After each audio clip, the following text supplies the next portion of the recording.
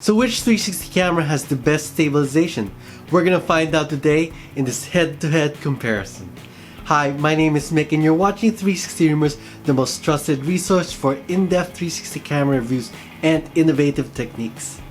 So after I did my FlowState video, several of you asked me if the Insta360 ONE now has the best stabilization. So Tony asked, I would like to see a comprehensive comparison between 360 video cameras which support stabilization, GoPro FUSION, Rylo, and the Insta360 ONE. Great idea, Tony, and that's exactly what we're gonna find out today. So for those of you who are new to 360 cameras, these are the three cameras with a reputation for having the best stabilization today. Which of these three cameras has the best stabilization? To find out, we're gonna use the RC Carnage test. This is a test that you've seen before from my FlowState video, and I like it because it's practical. It looks a lot like mountain biking, and we're also going to go over gravel and pavers. So the pavers simulate hard jarring, the kind that you'd experience if you had the 360 camera attached directly to your body, such as using a harness and you were walking or jogging. We're going to use a round robin format to see exactly how they rank. At the end of this video, we're going to rank them and give them a stabilization score. Let's begin. At first, the Fusion and the Insta360 ONE look similar, but when you look closely, you'll see that the ONE is rolling slightly while the Fusion looks completely level.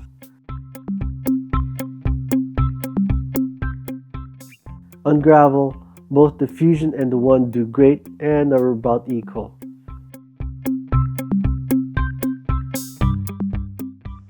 On the pavers, it's harder to notice, so I had to watch a few times, but the ONE moves more with each bump.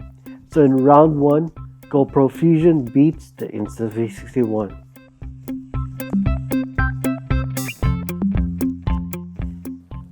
Now let's look at Insta360 ONE versus Rylo. This comparison is trickier because the ONE maintains the heading of the location while Rylo keeps the heading toward the camera's direction. But if we look at the horizon, you'll see that Rylo is level while the ONE rolls slightly, just like in round 1.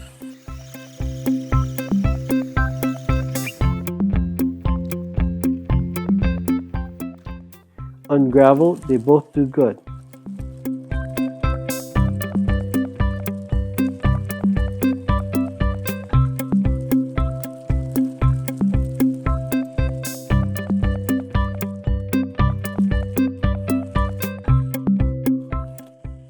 On the pavers, Insta360 ONE moves a bit more with bumps, just like in round 1.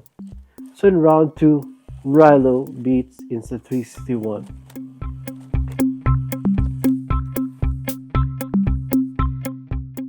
Now Rylo goes against Fusion. It's easier to compare them because Fusion has two stabilization modes. So I first used anti-shake mode, which keeps the heading in the camera's direction, just like the Rylo. We see that in anti-shake mode, Fusion rolls much more than Rylo.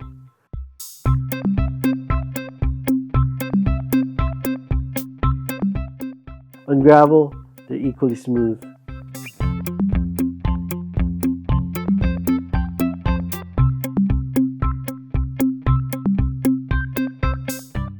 On pavers, they're very similar.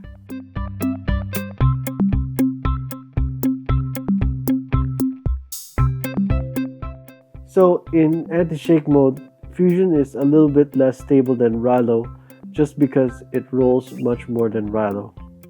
Now let's do a rematch using Fusion's full stabilization mode. I've also fast forwarded the video to make differences more apparent. With full stabilization mode, Fusion's stabilization seems to be about the same as the Rylo, whether in grass, gravel, or pavers. Even when the video is fast forwarded to exaggerate the differences, I couldn't see any difference between Fusion and Rylo. So as you saw, all three had phenomenal stabilization performance, but they weren't exactly equal. In round 1, the Insta360 ONE went against the Fusion, and the winner was the Fusion, because the Insta360 ONE had a little bit of roll, whereas the Fusion was completely level. And in round 2, the Insta360 ONE went against the Rylo, and the winner was the Rylo for the same reason, with the Insta360 ONE having a slight roll. In round 3, the Fusion went against the Rylo. And I would say the Rylo had slightly better performance for stabilization. So now let's give them a score. Number 1 for me would be Rylo. And I would score it a 9.0 because it has a huge difference in stabilization performance compared to the average performance of a 360 camera as of February 2018.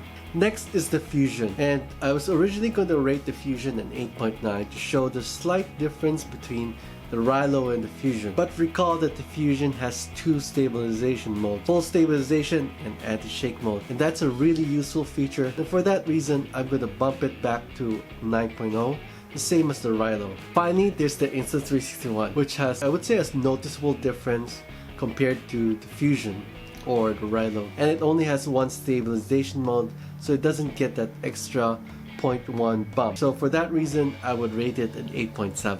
So meanwhile, what about the other 360 cameras such as the Xiaomi or Garmin Verve or E360 VR or even the Theta V? I'm going to evaluate the stabilization for all these cameras in a comprehensive comparison. Now before I show you that video, my next video is going to be a little bit controversial, and I think I'm going to get hate mail for it, but it's an important issue and it really needs to be said, and I'm staking the reputation of 360 rumors on my next video. Whether you're a 360er or not, you gotta see this video. And I'll see you in 360.